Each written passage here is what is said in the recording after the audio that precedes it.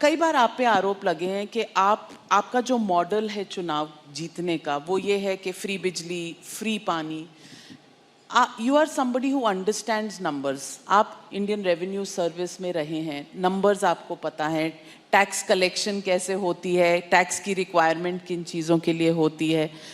क्या ये फ्री के जो पॉपुलिस्ट बांटने की इलेक्शंस के दौरान जो ये एक आदत सी पॉलिटिकल पार्टीज में बन गई है, क्या ये लॉन्ग टर्म सस्टेनेबल है?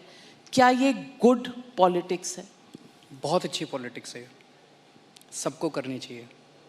मैं आपको बताता हूँ क्यों। इसकी इकोनॉमिक्स भी समझाता हूँ आपको और इसकी पॉलिटिक्स भी समझाता हूँ आपको। सबसे पहली बेसिक बात, इन सारे मंत्रियों को और इन सारे एमएलएज को बिजली फ्री मिलती है। इनको जब बिजली फ्री मिलती है तो उसको फ्री भी नहीं बोलते, और जब जनता को, इनको 4-4 हज़ार यूनिट बिजली फ्री मिलती है महीने की, और मैं जनता को 200 यूनिट फ्री बिजली देता हूं, तो इनको सबको तकलीफ होती है। क्यों? अगर इन मंत्रियों को जो फैसिलिटी मिलती है मैं अपनी जनता को देना चाहता हूं, तो इनको क्यों तकलीफ होती है? इन सारे मंत्रियों को और एमएलएज और एमपीज़ का सारा इलाज का खर्चा फ्री है। कोई बीमार हो जाए इनके घर का सारा फ्री है। तो अगर मैंने अपने दिल्ली के लोगों का इलाज फ्री कर दिया तो इनको क्यों तकलीफ होती है? जो जो चीज़ें इन मंत्रियों को और इन संतरियों को मिलती है मैं अपने लोगों को देना चाहता हूँ। नंबर 1, फ्री पेट्रोल भी दिलवा दीजिए। हाँ, फ्री पेट्रोल भी दिलवा दीजिए। सबको चाहिए, एमएलएज को भी मिलती है।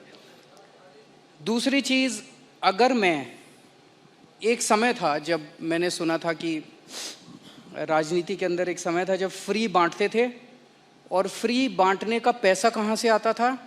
सरकार लोन लेती थी और लोन लेके उस पैसे से फ्री बांटते थे। That is not good economics.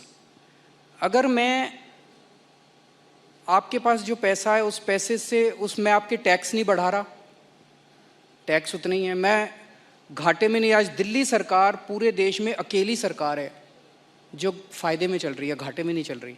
CAG की रिपोर्ट है 2019 की, उस रिपोर्ट में लिखा है हमारी सरकार बनने के पहले दिल्ली सरकार घाटे में चलती थी। हमारी सरकार बनने से तब से लेके आज तक दिल्ली सरकार अकेली सरकार है पूरे देश के अंदर जो फ़ायदे में चल रही है। मैं सरकार फ़ायदे में चला रहा हूँ, मैं कोई नया टैक्स नहीं लगा रहा, मैं कोई लोन नहीं ले रहा। अगर मैंने करप्शन ख़त्म करके, पैसा बचा के लोगों को अगर सुविधाएं दे दी तो क्या बुरी बात की? तो दिस इज़ गुड इकोनॉमिक्स। और तीसरी चीज़, पर ये मिरेकल होता कैसे? मैं एक छोटा सा एग्जांपल देता हूँ। जैसे ये फ्री दवाइयों वाला कैसे सिलसिला चालू हुआ, ये बड़ा इंटरेस्टिंग है। हमने एक फ्लाईओवर बनवाया, उस फ्लाईओवर की 325 करोड़ रुपए की एस्टिमेटेड कॉस्ट थी, वो शायद 200-250 करोड़ रुपए में बन गया, तो 125 करोड़ रुपए उसमें बच गए।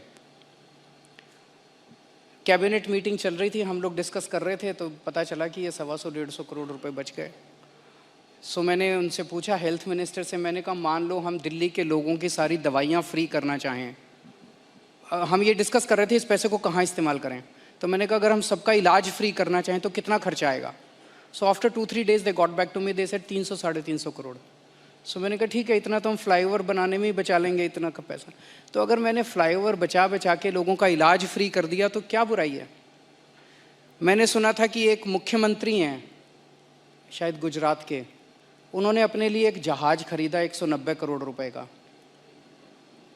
मैंने लिए अपने जहाज़ नहीं खरीदा, मैंने दिल्ली की सारी अपनी माँ बहनों का डीटीसी बसों में किराया मुफ्त कर दिया, 150 करोड़ का खर्चा आया। बताओ क्या बुराई है?